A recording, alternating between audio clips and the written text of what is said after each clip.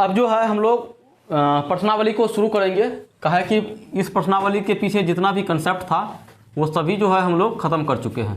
प्रश्नावली 3.1 ठीक है। अब इसका एक एक सवाल जो है एनसीईआरटी का बुक से हम ले रहे हैं। चाहे तो आप बुक को अपने पास रख सकते हो या इंटरनेट से इसका जो है पीडीएफ आप डाउनलोड कर सकते हो। चलिए, पहला क्वेश्चन आपका है, जो निम्नलिखित संख्याओं के सभी गुणनखंड को लिखिए। यानी इसका गुणनखंड को बोल रहा है आपको लिखने के लिए।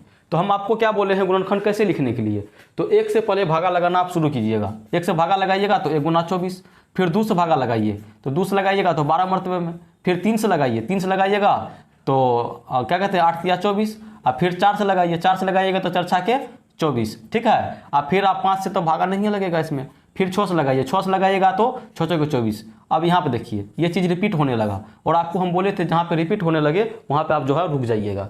अब यहाँ पे गुणनखंड क्या हो सकता है इसका? इधर से शुरू कीजिए, 1 होगा, 2 होगा, 3 होगा और 4 होगा ठीक है। और 4 के बाद फिर यहाँ से ऊपर लेके चले जाइए, 6 होगा, 8 होगा, 12 होगा और 24 होगा। ये सब जो है ये 24 का गुणनखंड है ठीक। ध्यान से देखते रहिएगा। अगर क्लास में नहीं भी समझे होंगे इससे पहले कंसेप्ट में तो यहाँ पे जरूर समझ जाइएगा। बी नंबर में है आपका 15, बी में है 15। फिर से वही बात कीजिए, 1 से लगाइए, 1 से लगाइएगा तो 15, फिर 2 से तो नहीं लगेगा, 3 से लगाइए, 3 से लगाइएगा तो 3 × 5 = 15। आप फिर से देखिए 3 के बाद 4 से नहीं लगेगा, 4 के बाद फिर 5 से लगेगा, 5 × 3 = 15। लेकिन फिर तो ये शुरू हो जाता है ना, इसको आप नहीं लेंगे। तो 15 का गुणनखंड क्या हो सकता है? 1 होगा, ये 3 होगा, और फिर 3 के बाद 5 होगा, और फिर 5 के बाद 15 होगा ठीक। चलिए सी नंबर में देखते हैं क्या है। सी नंबर में आपका 21 है, 21। फिर से वही काम कीजिए, 1 गुना 21, उसके बाद 1 के बाद 2, 2 से नहीं लगेगा, 3 से लगाइए, 3 × 7 = 21। अब देखिए 3 के बाद 4, 4 के बाद 4 से नहीं लगेगा, 5 से भी नहीं लगेगा, 6 से लगाइएगा उससे भी नहीं लगेगा। यहाँ पे मोटा मोटी जब यहाँ पे 2 गो आभास संख्या आ जाता है ना, 2 गो आभास संख्या आ जाता है तो वहाँ पे रुकना पड़ता है। आभास संख्या क्या है वो अभी जो है आगे आप लोग जानिएगा। तो यहाँ से तो आगे नहीं जाएगा ना, 6 से न लगेगा, 7 से लगाइएगा तो 7 से लगाइएगा तो फिर से 3 आएगा, यानी कि ये चीज़ फिर रिपीट हो जाएगा। यानी आप जो है 21 का गुणनखंड इस प्रकार से लिख सकते हैं, 1 यहाँ पे 3, यहाँ पे 7 और फिर 21, ये 21 का गुणनखंड है। अब चलिए सी हो गया। अब डी आपका क्या है? 27, 27 में फिर क्या कीजिएगा? 1 से लगाइएगा 27, 1 के बाद 2 से तो नहीं लगेगा, 3 से लगाइए, 3 × 9 = 27, 3 के बाद 4 से तो नहीं लगेगा, इसमें 5 से लगाइए। आप जो है भागा लगा के देख सकते हैं। हमको इसे ये छोटा सा मेरे लिए तो बहुत छोटा चीज़ है ये, इसी कारण 4 से लगाइए। अगर 4 से लगाइएगा तो नहीं लगेगा, 5 से लगाइएगा फिर भी नहीं लगेगा, 6 से लगाइएगा फिर भी नहीं लगेगा, 7 से लगाइएगा नहीं लगेगा, 8 से नहीं लगेगा, 9 से लग जाएगा। अब जब 9 से लग गया तो 9 से लगाइएगा तो वही तो 9 × 3, और 9 × 3 तो पहले से लिखा हुआ है, यानी यहाँ से ये खत्म हो जाएगा ठीक है ना। तो 27 का गुणनखंड क्या हो सकता है? 1 होगा, 3 होगा, 9 होगा और 27 होगा ठीक। बैठ जाइए।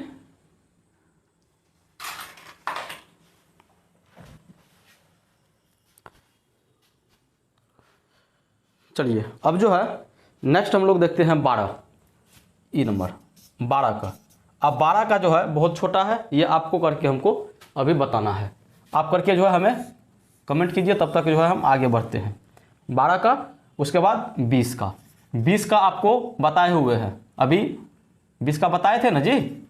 तो 20 का जब बताए थे एग्जाम्पल में तो वहाँ जाके एक बार देख लीजिए, नहीं तो अगर अपने से बन जाएगा तो कमेंट में फटाफट इस चीज़ को अभी टाइप कर दीजिए आप। और मेरे साथ आप लोग काम करते जाइए ताकि आपका आत्मविश्वास बढ़े और आपको भी लगे जो अभी जो पढ़ रहे हैं वो चीज़ समझ में आ रहा है। जी नंबर में आपका 18 है। 18 का देखिए, 1 से लगाइएगा 18, फिर 2 से लगाइएगा 9, फिर 3 से लगाइएगा 6, फिर 4 से तो नहीं लगेगा, 5 से नहीं लगेगा, 6 से लगाइएगा तो फिर 6 × 3 = 18, तो 6 तो फिर से रिपीट हो जाएगा। यानी कि अब यहाँ पे हम लोग को बंद कर देना है। 1 हो गया, 2 हुआ, 3 हुआ, 6 हुआ, 9 हुआ और 18 हुआ। ये इसका जो है गुणनखंड हो गया ठीक। आगे क्या है देखो, आगे 23 का 23 भैया 1 गुना 23, इसके अलावा और ये किसी से भी नहीं कटने वाला है। यानी कि 23 का गुणनखंड क्या होगा, या तो 1 होगा या तो 23 होगा। अब आई 36, और 36 का आपको अभी बताए थे, और 36 का भी आपको खुद अपने से बनाना है, ठीक है ना। ये 36 और 20 का हम जो है बता के आए हुए हैं, ठीक। अब चलिए 2 नंबर का जो है क्वेश्चन उसको देखते हैं, ठीक है ना। चलिए 2 नंबर में चलते हैं। निम्नलिखित संख्याओं के 5 गुणज लिखिए। आपको गुणज लिखने के लिए बोल रहा है, यानी मल्टीपल किसका, तो 5 का। अब देखिए 5 का गुणज हम आपको बताए हुए हैं, इसे पहले बता के आए हुए हैं। चलिए 5 का छोड़ते हैं, 8 का बनाते हैं। उसे 8 का भी तो हम बना के आए हैं, उसे चलिए 8 का गुणज क्या को बोल रहा है, 5 को लिखने के लिए। इस सवाल को पढ़िएगा, बोल रहा है निम्नलिखित का प्रथम 5 को गुणज लिखिए। प्रथम है ना, प्रथम का मतलब शुरू से, प्रथम का मतलब क्या हुआ, शुरू से। गुणज तो भाई कोई भी हम लिख सकते हैं, लेकिन जब प्रथम लगा दिया तो इसका मतलब शुरू से लिखना है उसको। तो शुरू से कैसे है, तो 8 से शुरू होगा। ये 8 का 8, 8 दूना 16, 8 तिया 24, 8 चौके 32 और 8 पंचा 40। ये जो है इसका गुणज हो गया। अब चलिए आपका 9 है, 9 का गुणज प्रथम 5 गो, तो 9 का 9 9 18, 9 तिया 27, 9 चौके 36, 9 पंचा 45, 5 ठो तो हो गया। अब 5 का जो है आपको करना है, ठीक। अब चलिए 3 नंबर का सवाल देखते हैं। 3 नंबर में आपको जो है मिलान करने के लिए है, और बहुत प्यारा सा सवाल है ये। 3 नंबर में मिलान करने के लिए, 3 का 1 में है 35, 2 में है 15, 3 में है 16, 4 में है 20, 4 में क्या है 20, और 5 में है 25। और इस साइड क्या है, इस साइड ए नंबर में 8 का गुणज, 8 का गुणज। बी में है 7 का गुणज, 7 का गुणज। और सी में क्या है 70 का गुणज, 70 का गुणज। और डी में है 30 का गुणनखंड, 30 का गुणनखंड। और ई में है 50 का गुणनखंड, 50 का गुणनखंड। और एफ में 20 का गुणनखंड, 20 का गुणनखंड। देखिए यहाँ पे सब कुछ आपको क्लियर हो जाएगा। अब ये 35 किस में जाएगा, मिलान कीजिए। 35 जो है क्या ये 8 का गुणज है, तो 8 का गुणज 8 का 8, 8 दूना 16, 8 तिया 24, 8 चौके 32, 8 पंचा 40। 35 कहाँ आ जा, यानी ये गलत है। क्या ये 7 का गुणज है, तो 7 का 7, 7 दूना 14, 7 तिया 7 चौके 7 पंचा 35। यानी कि 7 का जो है पहाड़ा उसमें ये 35 आता है, यानी ये 35 जो है आपको 7 का गुणज हो गया, ठीक। अब देखिए ये 15 क्या चीज़ है, क्या ये 15 8 का गुणज है, 8 का 8, 8 दूना 16, 8 तिया 24, यानी 15 नहीं आ जाए इसमें, यानी ये 8 का गुणज नहीं है। क्या ये 70 का गुणज है, अरे भैया यहाँ पे 15 है और यहाँ पे 70 है, गुणज तो बड़ा होता है, ये छोटा कैसे हो सकता है, यानी ये नहीं है। ये 30 का गुणनखंड है, 30 का गुणनखंड, तो हम भागा लगा के देख लेते हैं। 30 को अगर कटा देगा तो मतलब उसका गुणनखंड होगा, अगर 30 को नहीं कटा पाएगा तो गुणनखंड नहीं होगा।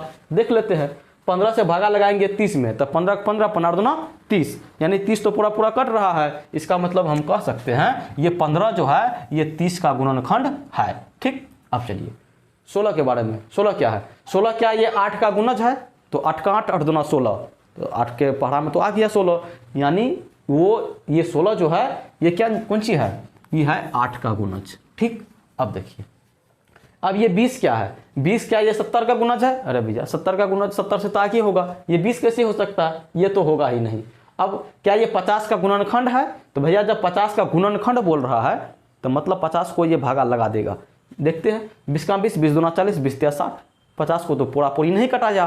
कहने का मतलब ये हुआ ये 20 जो है 50 का गुणनखंड नहीं हो सकता है। अब चलिए क्या ये 20 का गुणनखंड है, हाँ हम बोले थे आपको प्रत्येक संख्या वो खुद अपना एक गुणनखंड होता है, और कौन सा गुणनखंड, सबसे बड़का वाला। तो 20 का गुणनखंड 20 है, कोनो दिक्कत नहीं।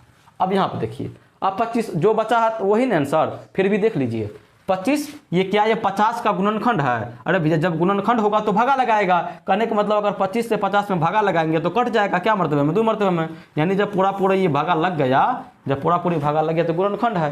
तो ये आपका मिलान करने वाला सवाल था। अब देखते हैं आगे एगो सवाल और इसमें 4 नंबर का बचा हुआ क्या है वो। 9 के सभी गुणज ज्ञात कीजिए जो 100 से कम हो। देखिए 9 का गुणज मांग रहा है, 9 का गुणज और 100 से कम वाला, कौन 100 से कम होना चाहिए 9 का गुणज। लिखिए 9 का गुणज लिखिए, 9 का 9, 9 दूना 18, 9 तिया 27, 9 चौके 36, 9 पचा 45, 9 छाके 54, 9 सत्तर 63, 9 अठा 72, 9 81, 9 दहन 90। अब जरूरी नहीं है पहाड़ा 90 में ख़त्म हो गया तो अब गुणज नहीं है, वो 10 से तक गुना करके दिया हुआ है हम लोग को पहाड़ा सीखने के लिए। हम 11 से गुना कर सकते हैं, 12 से गुना कर सकते हैं, 13 से गुना कर सकते हैं, जहाँ मर्जी तहाँ तक गुना कर सकते हैं। तो 90 के बाद क्या होगा, 90 9 99, आगे तो शायद कट रहा होगा। और 99 के बाद जाइएगा तो कितना होगा, 99 के बाद जाइएगा तो 9 जोड़ना पड़ेगा, 9 जोड़िएगा तो 108 होगा। कितना होगा 108। लेकिन ठहर जाइए, यहाँ पे आपको क्या बोला था, 9 का सभी गुणनखंड लेकिन 100 से कम में चाहिए था, और ये